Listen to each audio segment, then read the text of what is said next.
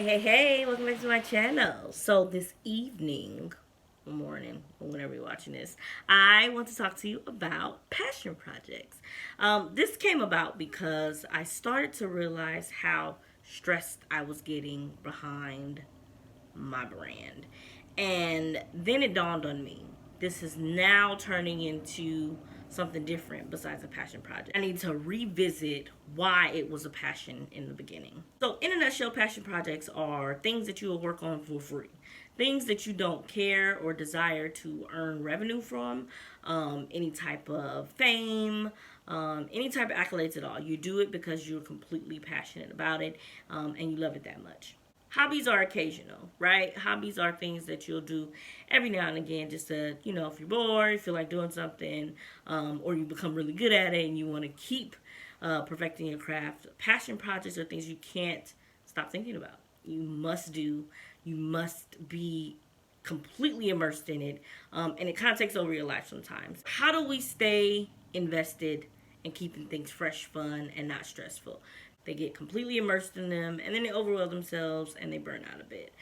So I have been dealing with that, with this consistency thing, how to merge my events with, my blog and just a ton of different things. 3 quick little things as to why and how you can keep your passion projects going, and why they're important. You had to pitch yourself on an elevator to somebody. There's 3 simple things that you need to remember in your elevator pitch: why you're doing what you're doing, who you're doing it for, and how you plan on continuing to do what you do.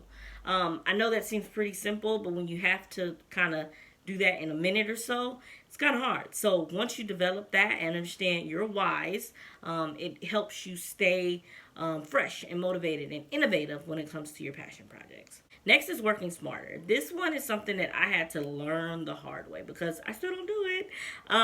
Learning to ask for help, learning to utilize the resources that are out there. I have noticed that there's so many people, amazing people that I can partner with, work with, but because I'm so controlling and because I'm like, this is mine, I want it to be perfect, and I felt like the only way it could be perfect is by doing everything myself.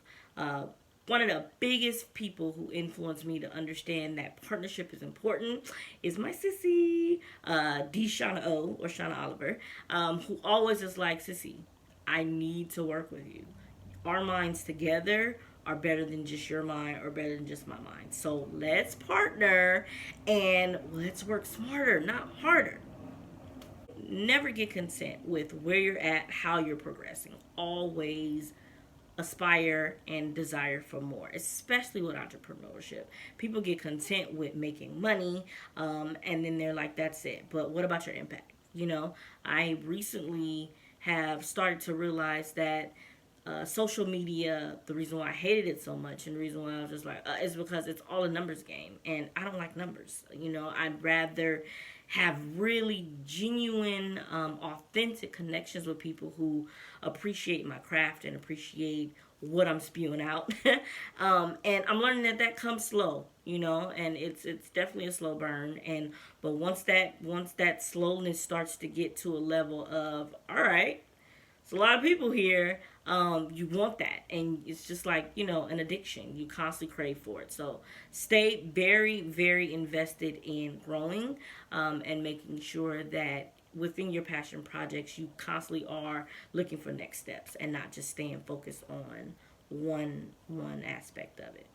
Passion projects also, we have to learn that they are babies, and babies need to grow, but babies also need time to develop. I have taken a lot of time off in regards to events due to several reasons, but one being I need to make sure that it all aligns perfectly and the timing is right, and I'm in a very good headspace to deliver how I want my content to be delivered. Even with these videos, there are times where I will not put videos out even though there's a schedule that I want to keep, but I just know that I'm gonna get up here and I'm gonna be talking and I had a bad day and it's not coming across well. I refuse to not deliver content in a space where I'm mentally stable enough to do so. Don't be fearful of your ideas being taken. No one creates anything for the first time. I know. I said, what? When I first heard that too. But somehow, some way, it's always been proven that somebody's idea is always shifted, made better, and titled something differently. So never feel like, dang, somebody's gonna steal this. This is gonna be great, because that's where you get caught up and you end up not creating or not, focusing on the passion in itself. Schedule smart. Make sure that you are not scheduling things that you are not able to handle.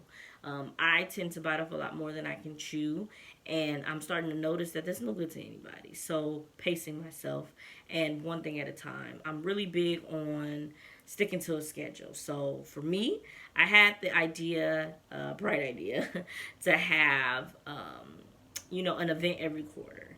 And in the beginning, because I'm an event planner for work, I'm like, this is easy. I can do this. I can, though every 3 months, of course. But the details, the marketing, the effort that is needed to keep up a successful event, it takes a lot of work. So it's okay if you can't back to back to back throw things up. You want there to be really, really great quality, and not, just a bunch of things that you can say you got under your belt.